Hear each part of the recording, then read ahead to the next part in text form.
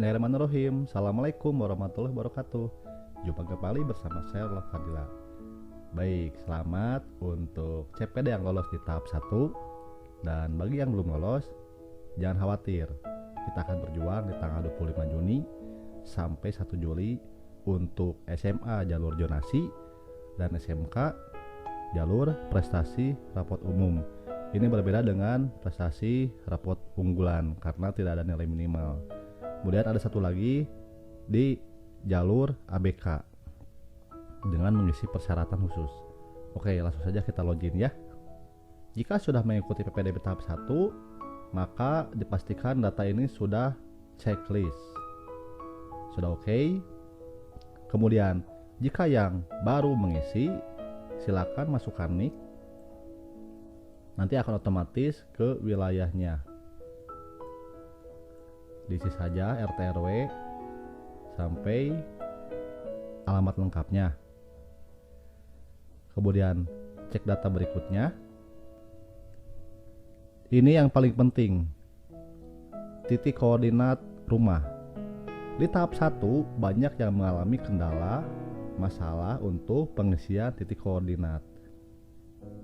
Itu kembali dipastikan, perhatikan tanda baca dan angkanya. Kemudian jika kita salin dan tempel di titik koordinat dari Google Maps, jika kesulitan silahkan diketik manual. Kita akan simulasi mencari titik koordinat lagi ya untuk yang baru mulai mengisi.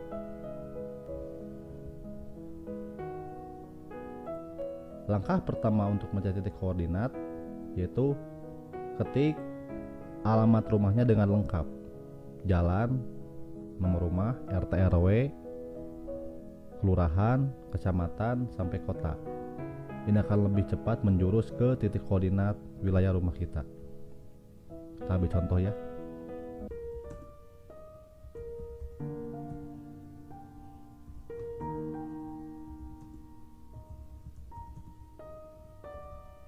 Jika sudah muncul, maka silakan diperbesar terlebih dahulu supaya lebih jelas. Ini adalah titik koordinat yang dimaksud di alamat tadi.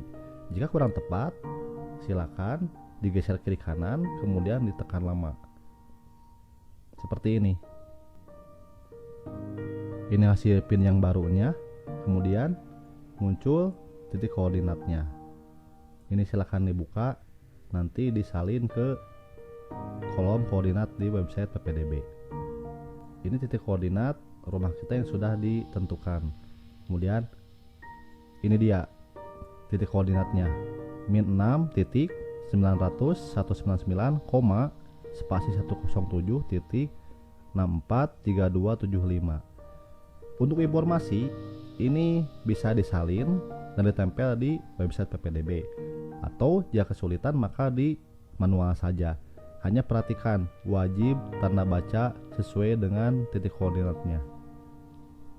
Antara titik, koma atau spasi dan angkanya itu harus sama. Atau cara kedua, bisa diklik kanan, kita cari wilayahnya, klik, ada apa di sini? Ini koordinat yang sudah dirubah, maka otomatis koordinatnya juga ikut berubah. Karena di tahap 1 ada beberapa siswa yang ketika sudah menentukan berniat untuk merubah titik koordinatnya karena merasa belum cocok dengan alamat rumahnya. Seperti itu ya. Ini silakan disalin dan tempel ke website PPDB. Ini hasilnya, dan dipastikan pada kolom peta harus muncul. Jika belum muncul atau muncul nanti notifikasi undefined atau null, silakan dipastikan titik koordinatnya harus sama. Jika disalin tempel tetap tidak bisa, diketik manual. Terus diulang. Jadi bisa saja ketika kita memasukkan titik koordinat dengan betul, tidak muncul petanya. Jadi kesimpulannya, masalah penentuan titik koordinat itu yang pertama, ketika kita salin dan tempel di kolom koordinat, jangan kelebihan spasi atau kekurangan angka. Yang kedua, jika kita ketik manual, pastikan harus sama min 6.902975, spasi 107.644224 dan wajib muncul petanya. Jika masih belum muncul peta, ketika kita simpan, diulang lagi. Pasti bisa. Baik ya. Jika sudah muncul, maka klik simpan. Apakah data yang dimasukkan sudah sesuai? Klik sudah.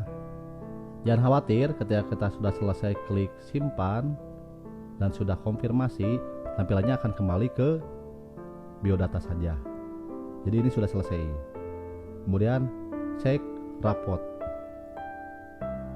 Di menu rapot muncul identitas dan nilai semester 1 sampai semester 5. Ini semuanya sudah diinput oleh pihak sekolah asal pada masa persiapan atau di tahap 1.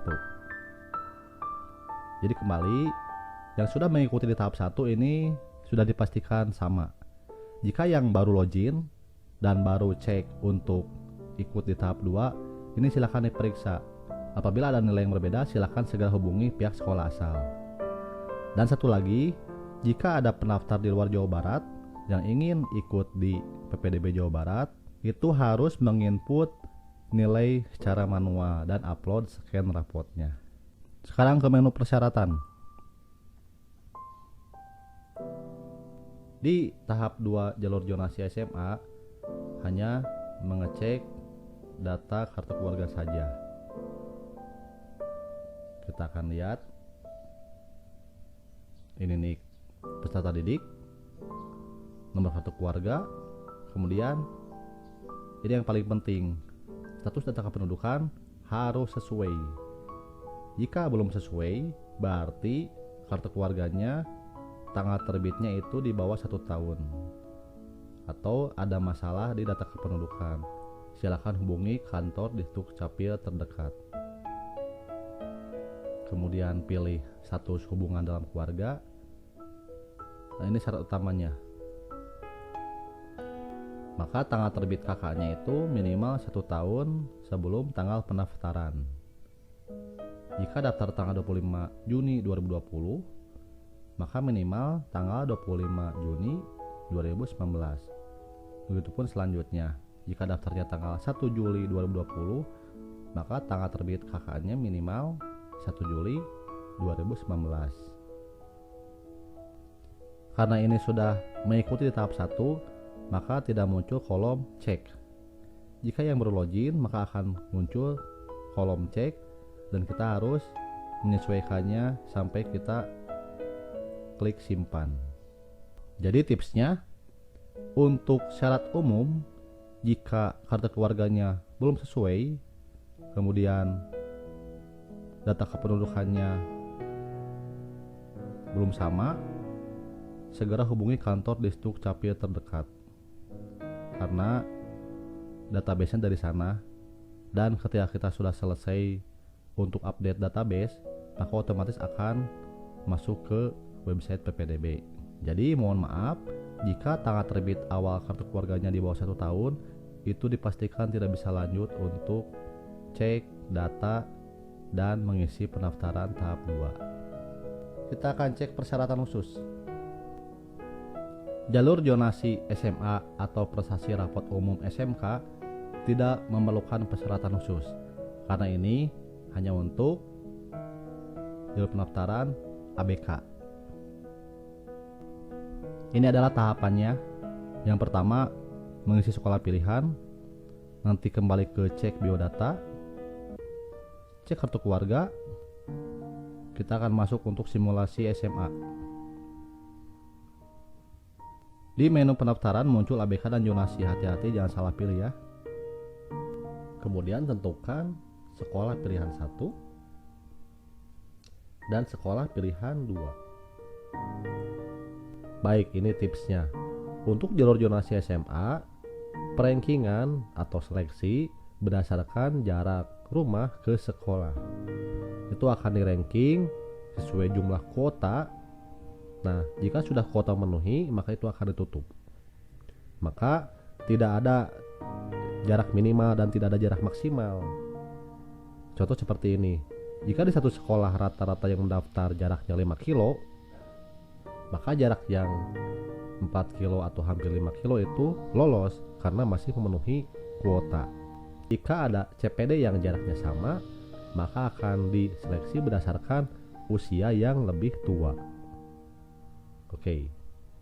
Ini sudah selesai ya, kita akan lanjut next. Cek biodata. Ini sudah baku, tidak bisa dirubah lagi karena kita hanya melihat saja. Begitupun titik koordinat. Ini sudah baku. Jika masih ragu-ragu, silakan diselesaikan di menu biodata dan rapot. Setelah yakin, checklist ini dan next. Cek persyaratan umum, ini sudah sesuai, klik next. Cek nilai rapot, karena di Jonasi itu tidak upload berkas, maka kolom syarat khusus itu adalah rapot. Dan ini adalah menu pernyataan tanggung jawab mutlak orang tua. Silakan diisi dan dibaca baik-baik petunjuknya. Ini adalah pernyataan tanggung jawab mutlak orang tua yang harus dipertanggungjawabkan karena ini akan berkaitan dengan hukum perundang-undangan yang berlaku. Jika ada pelanggaran, maka akan dikenakan sanksi atau hukuman. Selanjutnya, tulis ulang kalimat di bawah ini sebagai bentuk persetujuan terhadap pernyataan tanggung jawab mutlak orang tua. Ini yang harus ditulis ulang di kolom konfirmasi. Perhatikan hurufnya, tanda baca, semuanya harus sama. Ada beberapa cara, bisa diketik manual atau kita sorot, salin dan tempel di kolom konfirmasi seperti ini. Kita sorot, kemudian salin dan tempel di konfirmasi. Jika sudah, klik submit. Alhamdulillah, Anda sudah berhasil didaftarkan. Status pemeriksaan data belum diperiksa. Nah, inilah informasinya. Jadwal PPDB tahap 2, SMA Jonasi, SMK prestasi nilai rapot umum. Saat ini kita sedang di pendaftaran tanggal 25 Juni sampai 1 Juli. Kemudian tanggal 2 sampai 3 Juli verifikasi data siswa.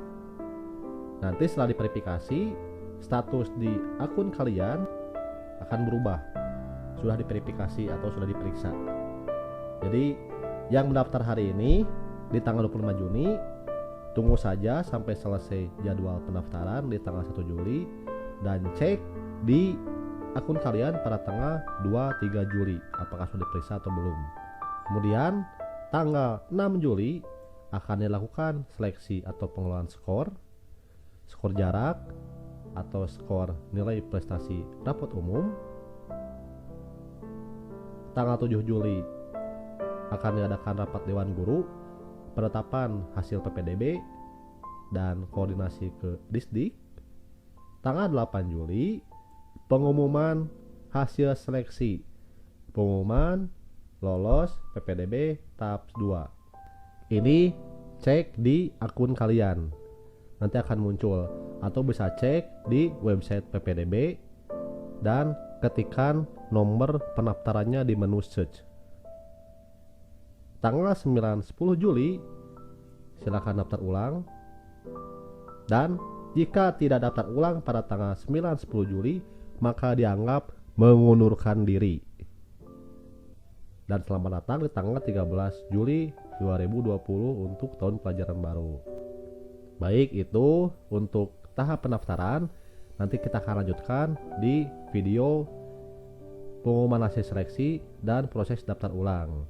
Silakan tentukan sekolah pilihan 1 dan pilihan 2-nya, dipikir baik-baik, jangan sampai ragu-ragu. Kemudian setelah selesai, tunggu hasil verifikasi data siswa di tanggal 23 Juli. Terima kasih, sampai jumpa di video selanjutnya. Semoga bermanfaat. Wassalamualaikum warahmatullahi wabarakatuh.